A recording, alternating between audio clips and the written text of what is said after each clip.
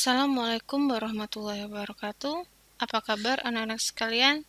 Berjumpa lagi dengan saya, Ibu Mayang.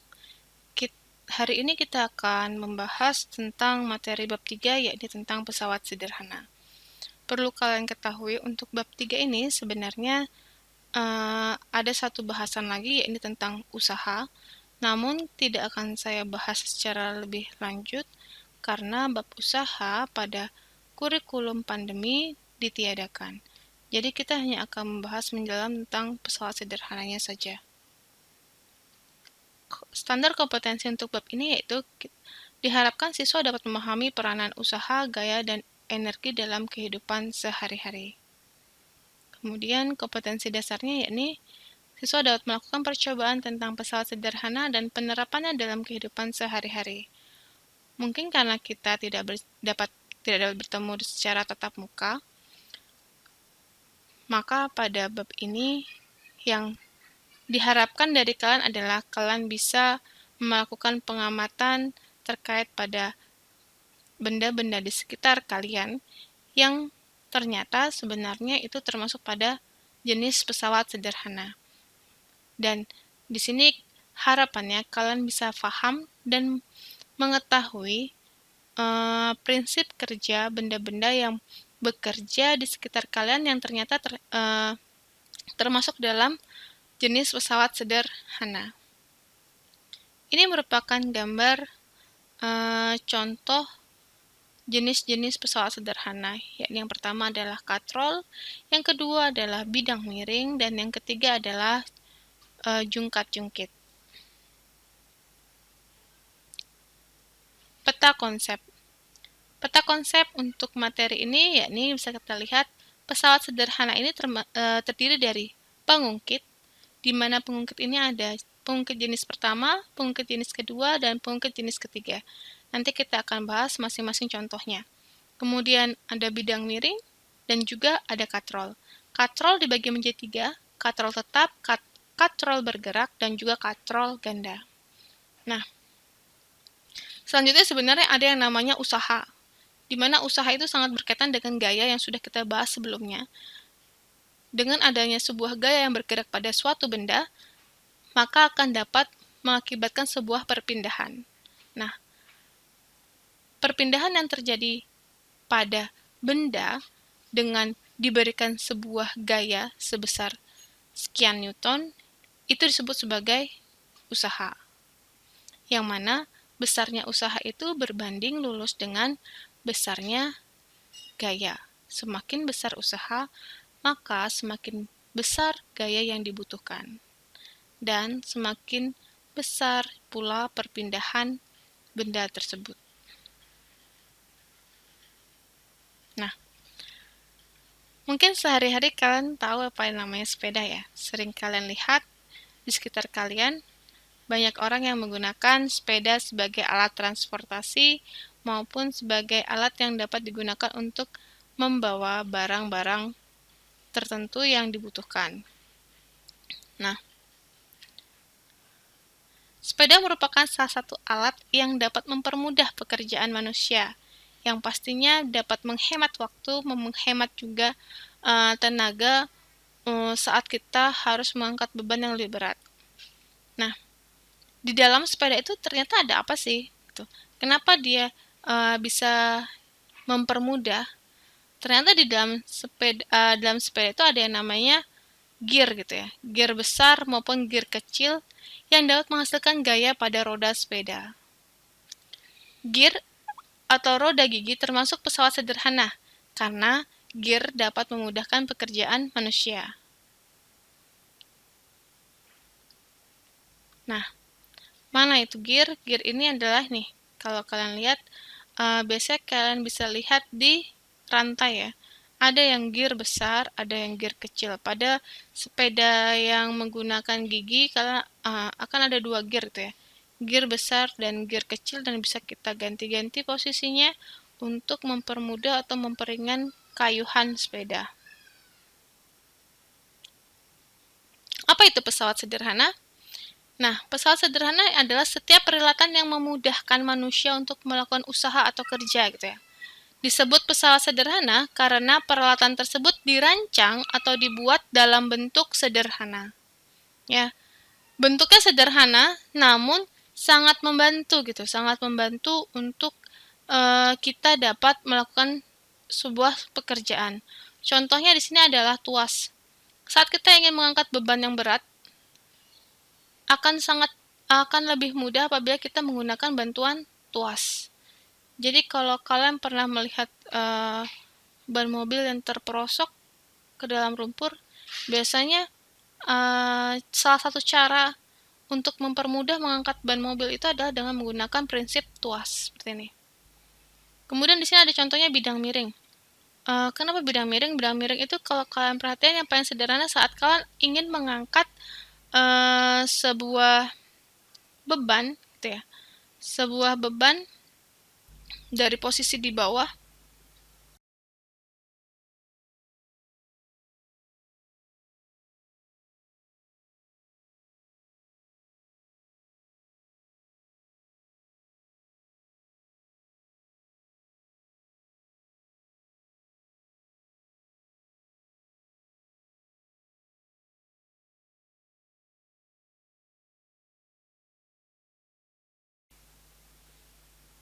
Nah, jika di sini ada sebuah benda gitu ya, benda bulat gitu, dan bebannya besar, maka caranya untuk bisa mengangkat benda tersebut sampai dengan posisi seperti sampai sini, maka akan lebih mudah apabila kalian apa? Mendorong si benda tadi naik ke atas gitu ya. Dengan menggunakan bantuan ya. Saat kita memberikan dorongan pada sebuah bola yang berat, dia akan lebih gampang naik ke atas mencapai pada posisi yang ini. Ya. Ini manfaat dari bidang-bidang ketimbang kamu langsung mengangkat benda itu dari posisi bawah naik ke atas. Ya. Kalau kamu angkat dari bawah ke atas gitu ya, itu lebih berat ketimbang kamu hanya memanfaatkan ini, mendorong gitu ya, mendorong. Itu akan lebih ringan. Itu adalah salah satu manfaat dari bidang miring. Karena itu bidang miring dikatakan sebagai pesawat sederhana karena dapat memudahkan kerja manusia. Kemudian ada yang namanya katrol ya. Katrol. Kamu pernah tahu kan katrol ya, biasanya untuk di sumur kayak gitu ya. Kalau kita mau menimba air, akan lebih mudah apabila di sumur tersebut terdapat katrol. Kemudian ada juga yang namanya gear yang tadi kita lihat di sepeda ya. Ini juga merupakan pesawat sederhana yang dapat mempermudah pekerjaan manusia.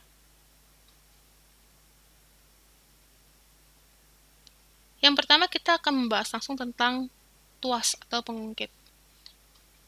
Tuas dibagi menjadi 3 bagian sistem kerjanya, yakni ada yang dinamakan sebagai, di sini dikatakan sebagai titik tumpu atau T, yaitu tempat tumpuan bagi pengungkit. Nah, mana sih titik tumpu di sini? Titik tumpu di sini adalah nih. Ini yang dikatakan sebagai titik tumpu. Ya, atau T. Kemudian ada yang namanya titik beban. Titik beban itu adalah nih, W. Jadi waktu itu saya sudah bahas di bab gaya, yaitu gaya yang ditimbulkan oleh sebuah massa benda atau berat benda, maka kita sebut sebagai gaya beban atau gaya berat gitu ya. Atau bisa kita sebut juga sebagai beban yang lambangnya W, karena dia akan dinyatakan dalam satuan Newton. Jadi akan dinyatakan dalam satuan Newton. Kemudian ada yang dikatakan sebagai titik kuasa. Titik kuasa itu di mana? Ini yang dikatakan sebagai titik kuasa F, yaitu gaya yang diberikan itu dikatakan sebagai titik kuasa. Jadi titik kuasa adalah titik di mana gaya atau kuasa diberikan untuk menggerakkan atau mengangkat si beban. Nah, di sini ada yang dinamakan sebagai lengan kuasa atau LF ini. Ini adalah lengan kuasa. Saya lebih suka menuliskan sebagai LK ya, agar lebih gampang dihafal atau diingat. Biasa saya tuliskan sebagai LK karena di sini adalah sebenarnya apa? Kuasa. Ini dikatakan sebagai LK. Jadi jarak antara titik tumpu dan juga sampai dengan titik kuasa itu sebagai jarak titik tumpu atau titik kuasa. Kemudian ada yang namanya sebagai LW, yaitu jarak antara titik tumpu dan titik beban. Titik tumpu atau titik beban kita sebut sebagai LW. Kemudian letak terkait pada posisi titik tumpu, kemudian beban dan kuasa itu sendiri, tuas bisa dibedakan menjadi 3 jenis, yaitu ada tuas jenis pertama, di mana tuas yang titik tumpunya atau T-nya terletak di antara titik beban dan titik kuasa. Nih, jadi tuas jenis pertama ini adalah jadi titik tumpunya berada di antara titik beban dan titik kuasa. Semakin panjang lengan kuasa, maka makin kecil gaya yang diperlukan untuk mengungkit beban tersebut. Jadi semakin panjang lengan kuasanya, semakin kecil gaya yang dibutuhkan untuk mengungkit atau mengangkat benda tertentu. Contohnya adalah gunting. Lihat, pada gunting ini dikatakan sebagai titik tumpunya, ya, titik tumpu. Kemudian di sini adalah kuasanya, di mana kamu bisa meletakkan tangan kamu sebagai titik kuasanya, dan pisau gunting dikatakan sebagai titik beban, karena di sini kamu akan meletakkan beban kertas atau kain yang akan kamu potong. Kemudian ada yang dikatakan contoh yang kedua adalah tang. Begitu juga dengan tang, sama, di tengah ini adalah titik tumpunya, tempat kita menggerakkan tang adalah titik kuasanya. Kemudian di sini adalah titik beban. Kemudian ada timbangan, di sini ada titik tumpunya. Kemudian di sini ada titik beban atau sebaliknya ya. Kemudian ada jungkat-jungkit, di sini tumpuan. Ini sebagai kuasanya, di sini sebagai beban. Atau bisa sebaliknya. Ini tadi saya sampaikan. Jadi pada jenis pertama, titik tumpu berada di antara titik beban dan juga titik kuasa. Kemudian untuk jenis kedua, letak beban terletak di antara titik tumpu dan titik kuasa. Jadi W-nya ini berada di antara titik tumpuan dan juga kuasa. Contohnya adalah pembuka botol. Pembuka botol, kita lihat ini adalah apa? Ini adalah kuasa, di mana kamu memberikan kekuatannya ya. Ini adalah tumpuan. Tumpuan adalah posisi yang tempat kita menahan beban itu sendiri. Di sini adalah bebannya, W. Karena itu pada sini adalah W-nya, sehingga dikatakan di sini adalah titik bebannya. Pada saat contoh kedua adalah gerobak dorong, sama ya, ini kuasa, beban, dan ini tumpuannya. Roda berperan sebagai titik tumpu, batu yang diangkat atau beban yang diangkat adalah beban, kemudian tempat tangan kita ini adalah tempat kuasanya.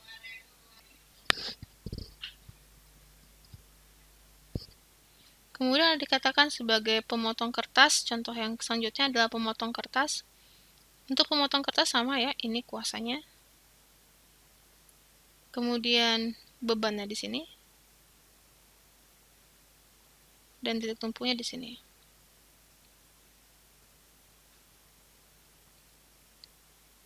Begitu juga pada contoh pemecah kemiri. Ini titik tumpunya. Buah kemirinya adalah beban. Tempat tangan kita adalah kuasa. Nah, ini tadi untuk gerobak dorongnya ya. Jadi pada tuas jenis kedua ini, beban berada di antara titik tumpu dan kuasa. Tolong kalian hafalkan masing-masing contoh setiap jenis tuasnya, karena ini akan sering keluar di ulangan. Kemudian tuas jenis ketiga yakni tuas yang kuasanya atau F-nya terletak di antara titik tumpu dan titik beban. Jadi kuasanya berada di antara titik tumpu dan juga beban. Contohnya, nah, pada sistem kerja pinset. Jadi, barang yang diambil dengan menggunakan pinset ini adalah beban. Kemudian tempat tangan kita ini adalah titik tumpunya,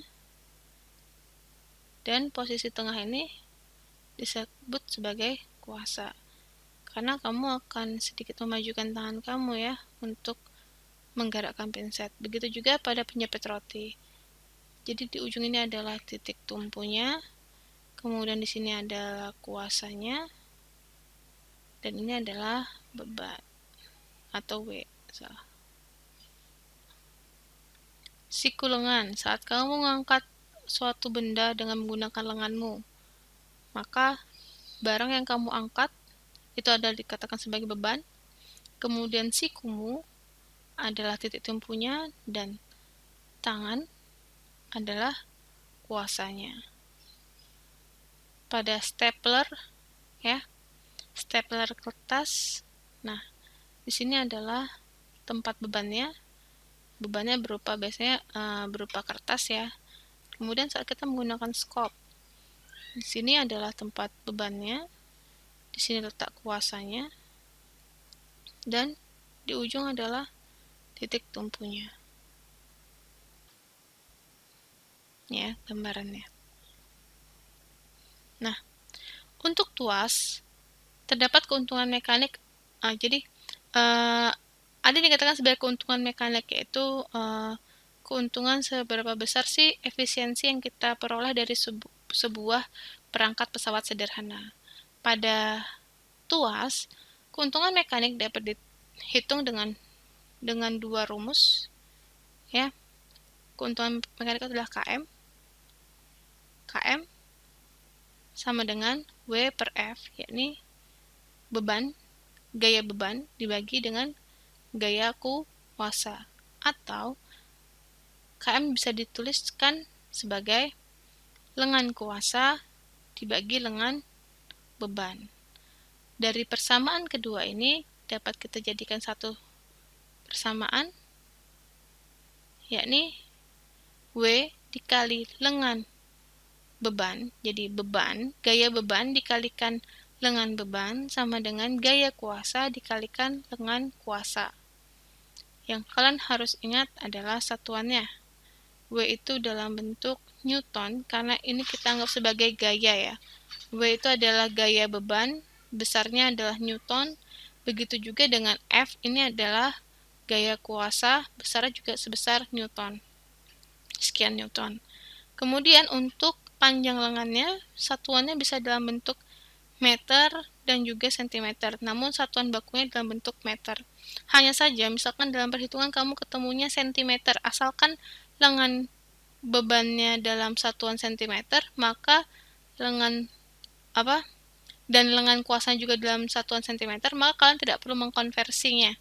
Kecuali misalkan salah satu dari kedua lengan ini mempunyai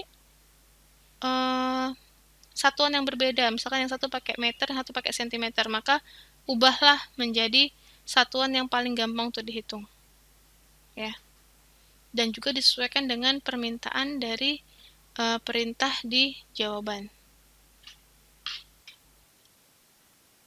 Contoh soal, besi beratnya 160 Newton diangkat dengan tuas yang panjang dengan panjang lengan kuasa sejauh 2,5 meter dan lengan bebannya 1 meter. Hitunglah besar kuasa dan keuntungan mekaniknya. Nah, sini sudah saya tuliskan. Jadi seperti biasa kita lakukan adalah kita menuliskan dulu apa yang diketahui. Yang diketahui adalah W sebesar 160 Newton. Kemudian yang kita ketahui kedua adalah lengan bebannya sejauh 1 meter. Lengan kuasanya sebesar 2,5 meter. Ingat, di sini semuanya sama-sama meter, jadi kita tidak perlu mengkonversi. Ini adalah bentuk gambaran dalam gambarnya. Jadi di sini ada beban, kemudian ada tumpuan, dan juga ada kuasa. Yang ditanyakan adalah berapa besar kuasanya, yakni F, kemudian berapa besar keuntungan mekaniknya. Tadi kita sudah tahu ada rumus W dikali LW sama dengan F kali LF atau lengan kuasa. Maka kita masukkan nilainya. W-nya sebesar 160, panjang lengan bebannya adalah 1 meter sama dengan F dikali lengan kuasa, yaitu sepanjang 2,5 meter. Maka kita lakukan silang ya.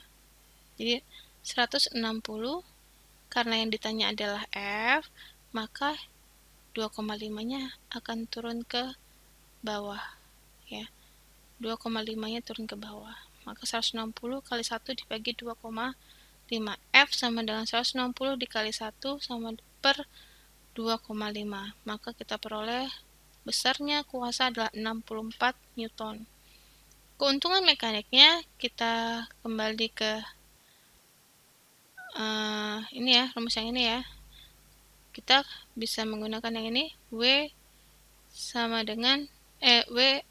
KM sama dengan W per F.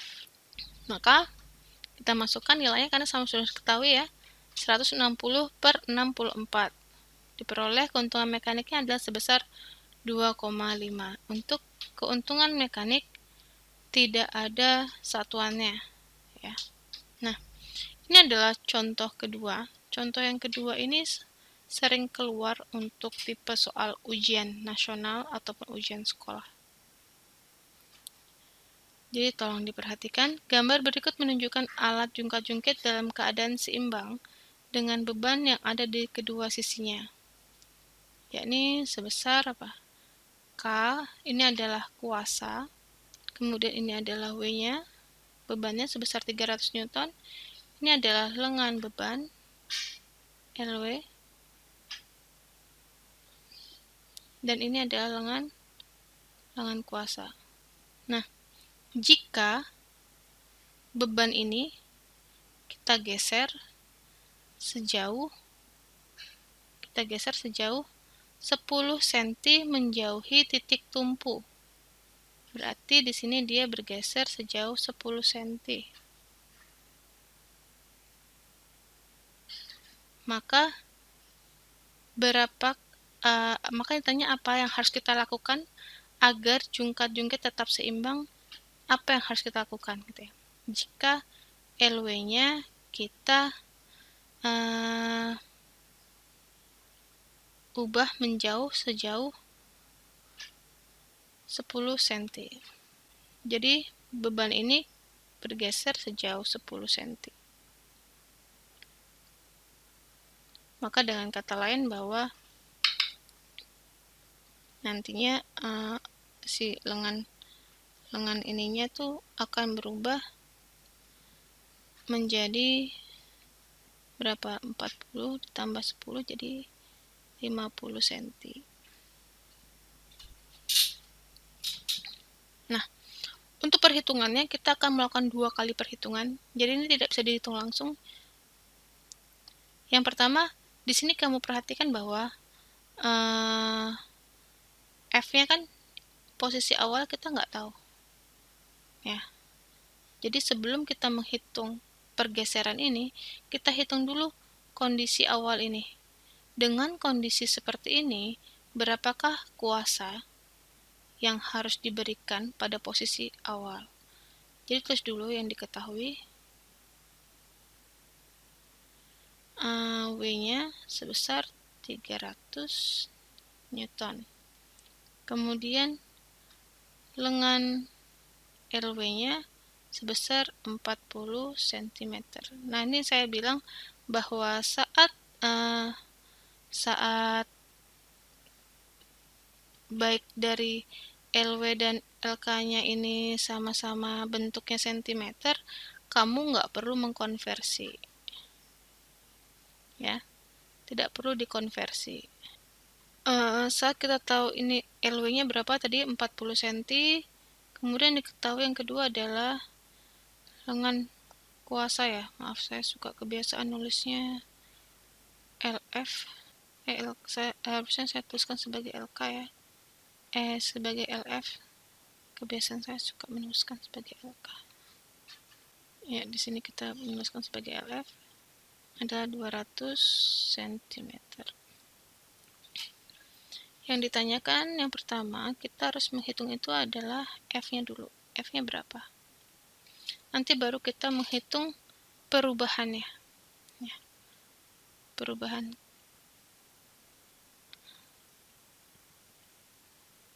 Agar setimbang.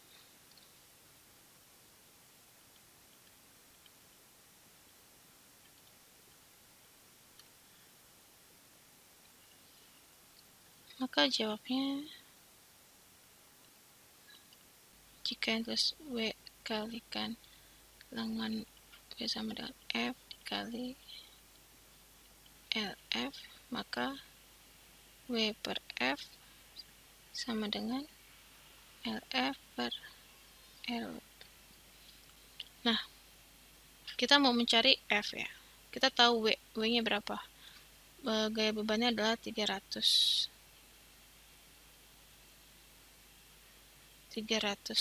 per F sama dengan lengan kuasanya adalah 200 dibagi 40.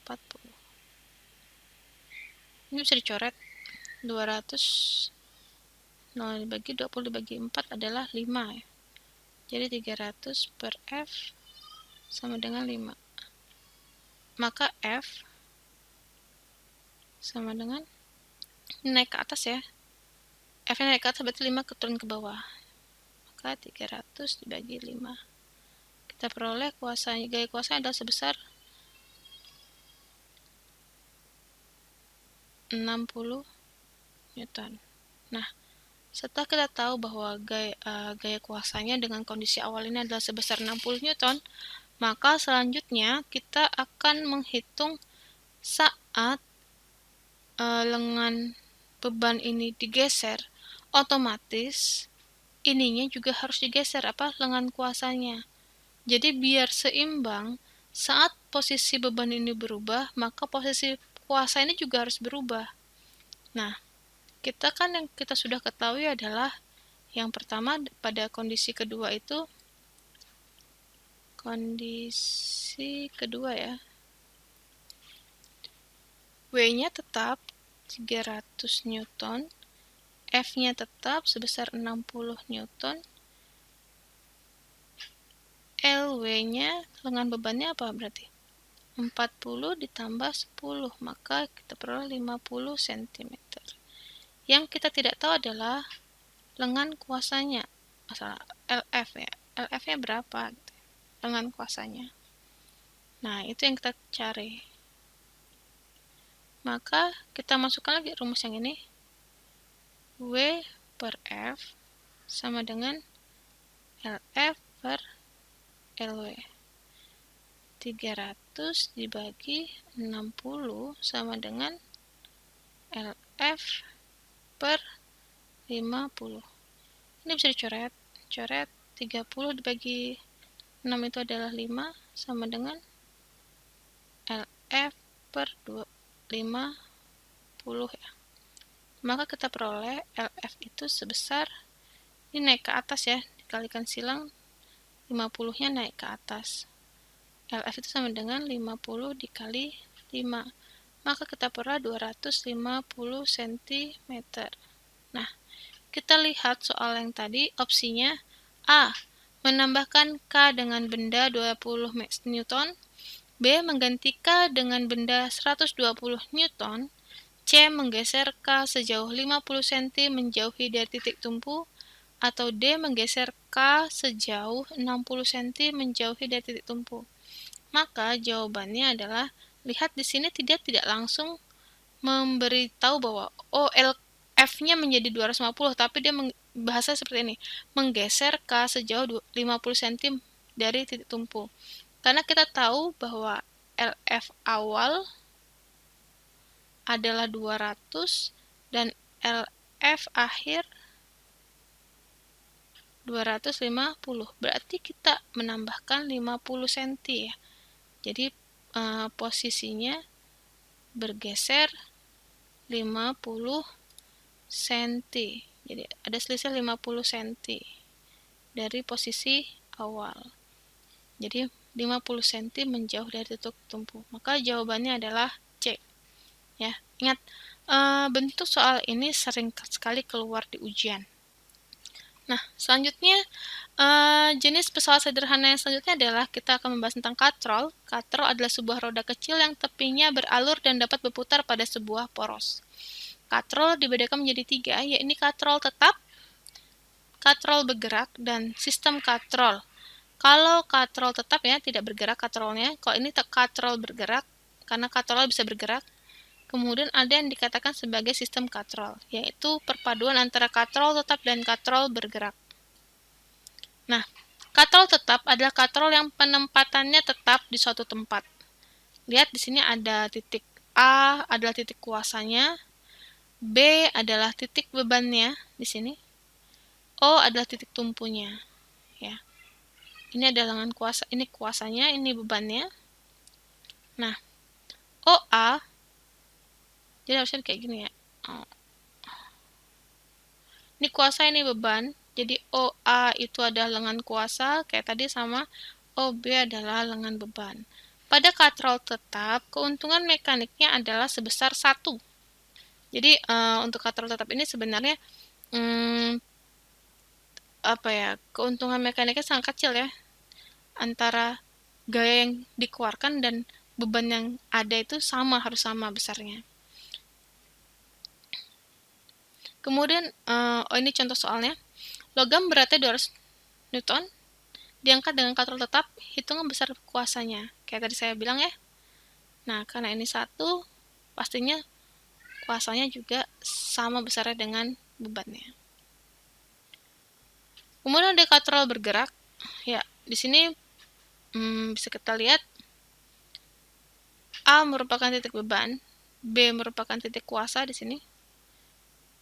Di sini ada titik tumpu. Harusnya di sini letaknya. Ini adalah O, ini A, ini B. F merupakan besar kuasa yang dikeluarkan, W adalah gaya bebannya. OA ini dari sini O ke A adalah lengan beban, kemudian OB ada lengan kuasa. Pada katrol bergerak, keuntungan mekanik yang kita peroleh adalah sebesar 2.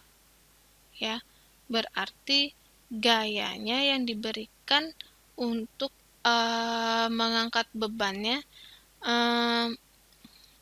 jika misalkan kita punya beban sebesar 600 Newton, maka besar kekuatan atau kuasa yang kita keluarkan cukup sebesar 300 Newton setengah dari beban yang akan kita angkat. Jadi ini cukup mempermudah dan memperingan kerja kita.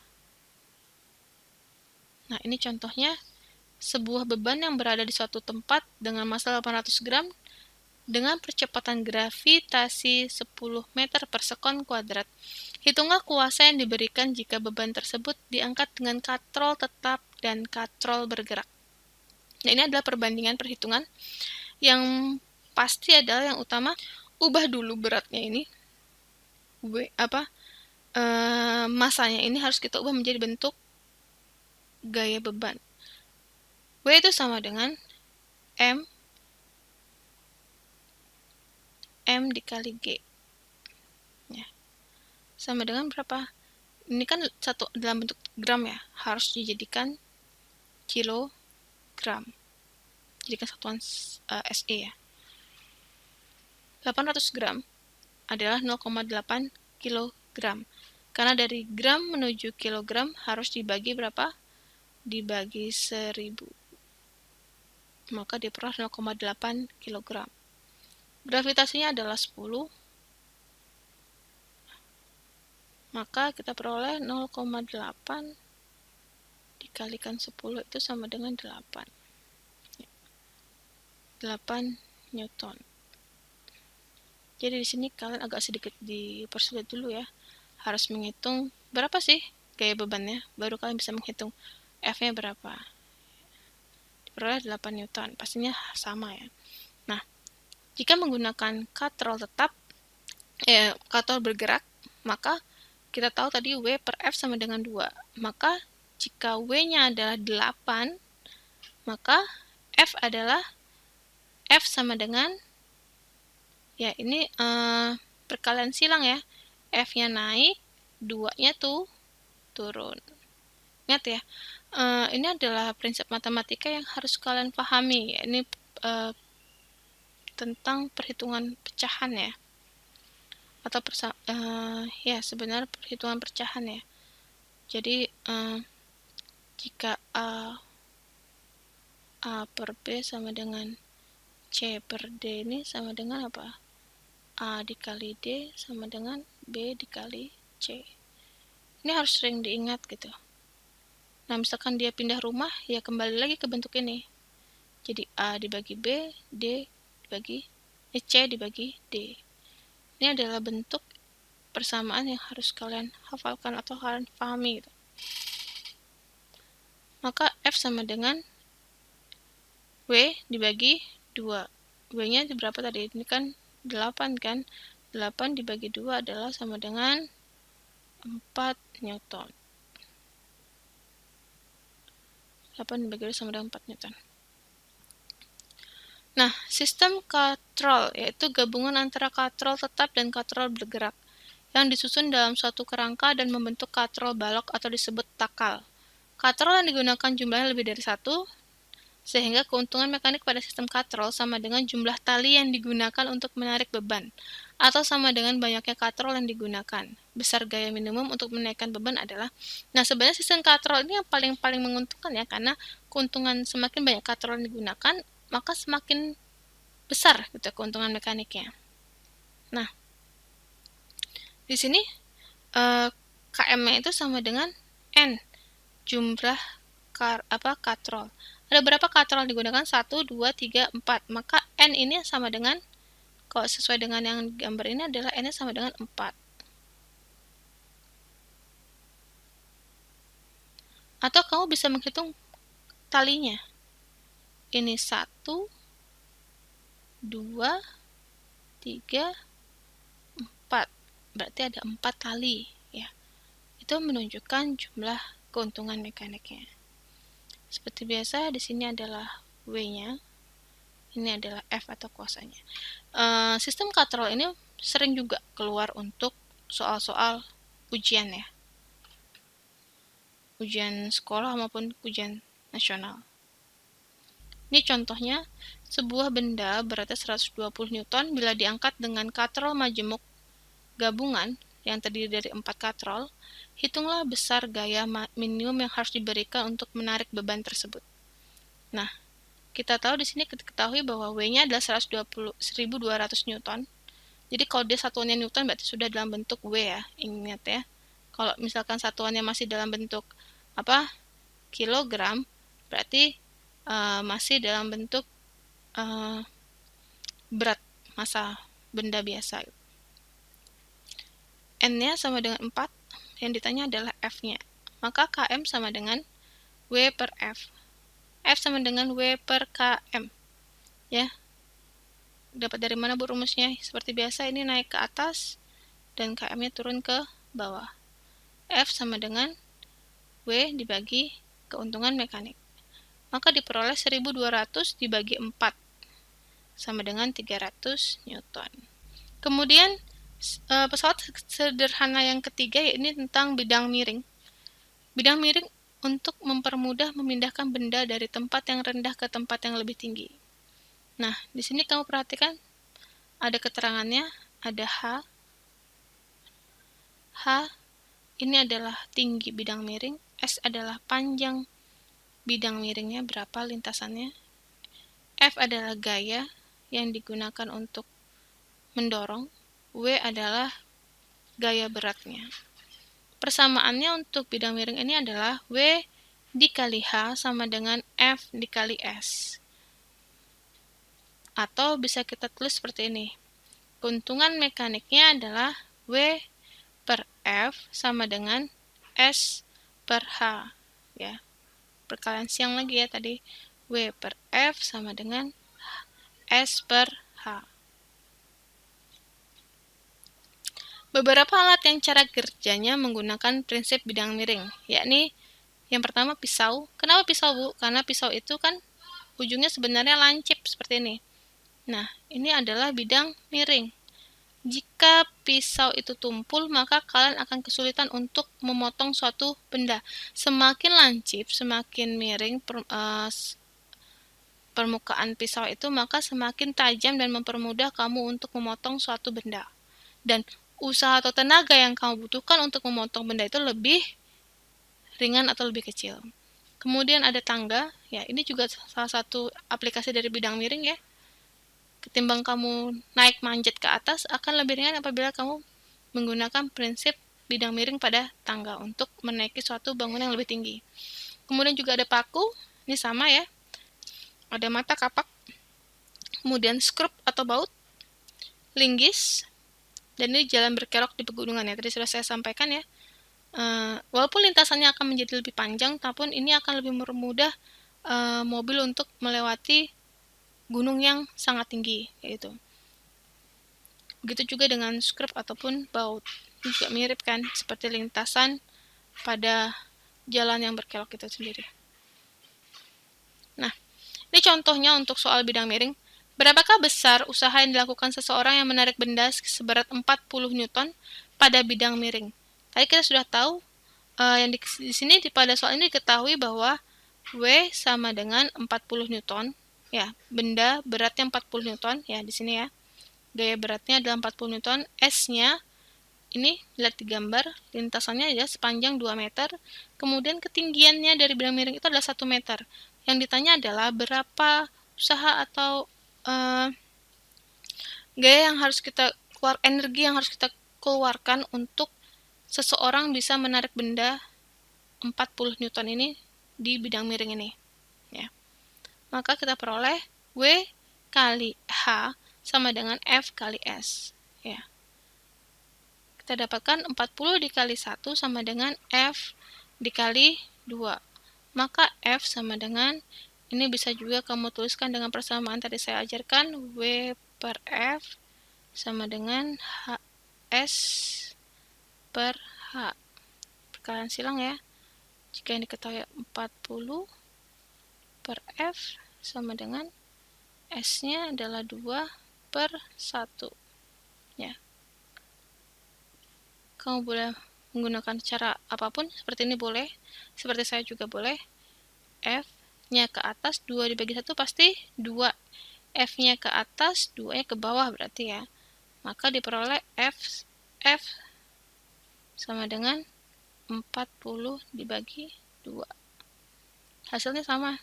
Hasilnya adalah 20 Newton. Ini cuma penulisan rumusnya saja. Walaupun berbeda, tapi hasilnya akan tetap sama. Kamu mau pilih mana yang lebih gampang menurut kalian, boleh. Maka diperoleh keuntungan mekaniknya adalah 40 per 20 sama dengan 2. KM itu, ingat, KM itu kita peroleh dari rumus W per F. Maka ini diperoleh ini. 40 W-nya, 20 adalah besar kuasanya atau usahanya. Sebesar 20. Maka 40 dibagi 20 adalah sama dengan 2. Kemudian yang terakhir yang termasuk dalam pesawat sederhana adalah roda gigi atau gear. Alat yang terdiri dari 2 silinder yang bergigi di pinggirnya dengan ukuran yang berbeda. Ya, gear itu adalah alat yang terdiri dari 2 silinder yang bergigi dan pinggirnya dengan ukuran yang berbeda. Semakin kecil gear, semakin kecil pula gaya yang dihasilkan. Dan sebaliknya, semakin banyak jumlah gigi, semakin kecil kecepatan rotasinya, dan sebaliknya. Roda gigi ini terdapat pada sepeda bermotor yang menyebabkan sepeda dapat berjalan. Kecepatan sepasang gigi dihitung dengan rumus. Nah, ini adalah rumusnya, kecepatan atau keluarannya W2, kecepatannya dilambangkan dengan W2 sama dengan kecepatan masuk W1 dikali gigi masuk G1 per G2, gigi keluar. Jadi untuk memberikan gambaran tentang kerja gear ini, kamu yang suka pakai sepeda, yang punya sepeda gigi ya, yang bisa diubah-ubah giginya, gigi 1 ke gigi 2, gigi 3 ke 4. Nah, kan kamu tahu tuh, biasanya semakin kecil giginya, semakin ringan kita mengayuh ya. Namun dia sebenarnya semakin perputarannya semakin sedikit sebenarnya, perputaran rodanya itu. Jadi kalau kamu pakai gigi yang paling besar, yang paling berat itu, roda itu kecepatan putaran lebih besar, lintasannya itu ya, lintasannya. Kalau yang gear kecil kan dia memang lebih ringan, tapi sesungguhnya kecepatan kamu berputar rodanya itu tidak lebih cepat dibandingkan saat menggunakan gigi yang berat. Ada plus minusnya. Jadi kalau gigi yang kecil itu dimanfaatkan saat kamu menaiki bukit gitu ya. Walaupun kamu mengayuh lebih banyak, namun ringan. Beda saat kamu menggunakan gigi yang berat, kamu mengayuh mungkin cuma 3 kali, kamu sudah langsung bisa menempuh jarak yang lebih jauh gitu. Hanya saja kayuhan itu terasa lebih berat gitu. Jadi ada plus minusnya dan digunakan sesuai dengan kebutuhan. Nah, ini adalah keuntungan mekaniknya. R besar per R kecil sama dengan G2 per G1. G2 adalah jumlah gigi pada roda pertama. G1 adalah jumlah gigi pada roda pertama dan G2 adalah jumlah gigi pada roda kedua. Kemudian R besar adalah jari-jari gigi gear kecil dan R kecil adalah jari-jari gear kecil. R besar adalah jari-jari gear besar dan R kecil adalah jari-jari gear kecil. Nah, selain pada benda-benda sekitar kita, pesawat sederhana itu sebenarnya ada di dalam sistem rangka kita. Oh ya, untuk yang gear tadi saya tidak memberikan contoh soal karena memang jarang keluar ya untuk soal-soalnya. Jadi saya akan lebih memfokuskan kayak tadi ke hal-hal yang lebih utama yang sering keluar.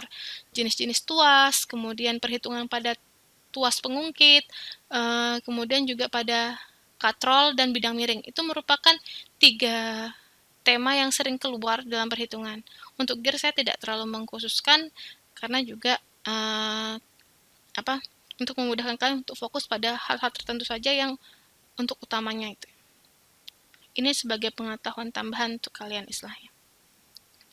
Nah, pesawat sederhana itu selain pada lingkungan pada suatu benda, pada sistem gerak rangka kita juga sebenarnya sistem pesawat sederhana itu juga berlaku gitu ya. Pada tubuh kita juga bekerja berbagai prinsip pesawat sederhana. Otot-otot leher bekerja ketika kita sedang mendongakkan kepala. Kita melihat ke atas itu, otot-otot kerja itu menarik kan ya. Leher merupakan titik tumpu, dagu merupakan posisi beban, dan otot leher bagian belakang merupakan titik kuasa. Nah, ini adalah gambarnya. Kamu bisa perhatikan di sini. Ya. Otot di belakang leher ini adalah merupakan titik kuasanya. Kemudian dagu adalah beban, ya.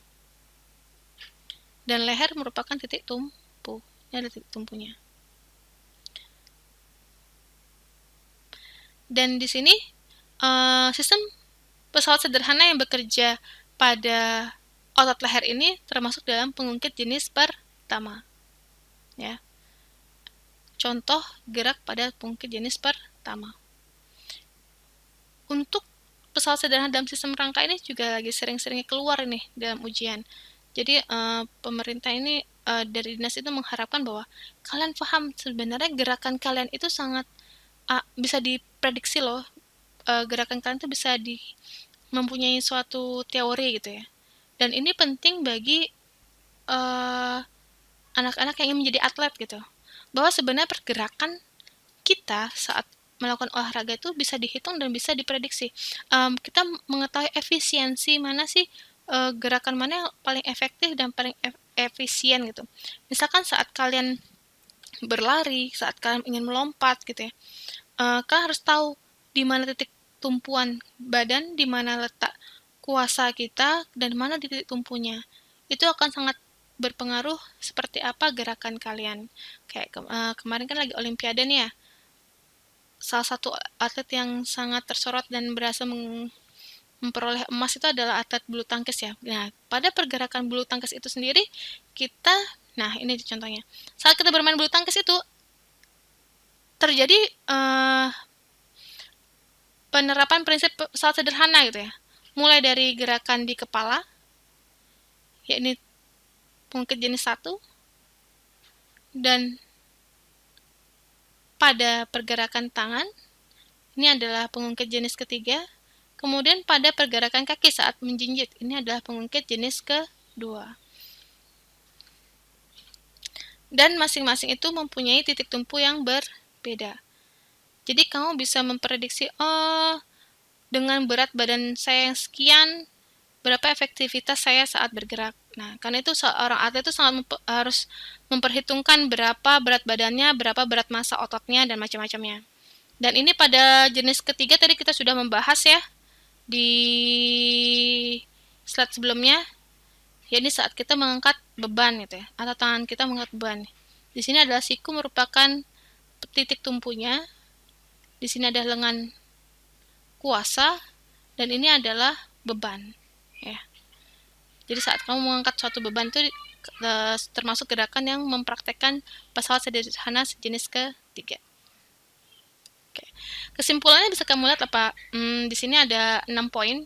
Apa yang dimaksud dengan pesawat sederhana? Yaitu alat yang dapat mempermudah kerja manusia. Kemudian ada 4 kelompok pesawat sederhana, yaitu terdiri dari tuas, katrol, benda miring, dan juga roda gear. Kemudian contoh untuk tuas jenis pertama, kamu bisa lihat tadi ada tang, gunting, papan jungkat-jungkit, dan timbangan. Kemudian ada 3 macam katrol, ada katrol tetap, katrol bergerak, dan juga sistem katrol. Jenis pesawat sederhana yang bisa digunakan saat kita mengangkat barang dari tempat yang lebih rendah ke tempat yang tinggi adalah bidang miring. Dan yang terakhir, kenapa sebuah sepeda bisa berjalan? Karena sepeda itu menggunakan roda gigi atau kita sebut sebagai gear. Ya. Semoga apa yang saya sampaikan kepada kalian bisa bermanfaat. Jika kalian kurang paham, kalian bisa menanyakan saya langsung lewat WhatsApp. Dan jika masih kurang paham, saya berharap video ini bisa kalian putar berulang-ulang untuk kalian bisa memudahkan kalian untuk memahami perhitungan tadi ya. Contoh perhitungan yang tadi saya sudah berikan. Kurang lebihnya saya mohon maaf. Wassalamualaikum warahmatullahi wabarakatuh. Tetap semangat dan jangan lupa kerjakan tugas yang saya berikan. Oke? Sampai ketemu lagi di pertemuan selanjutnya.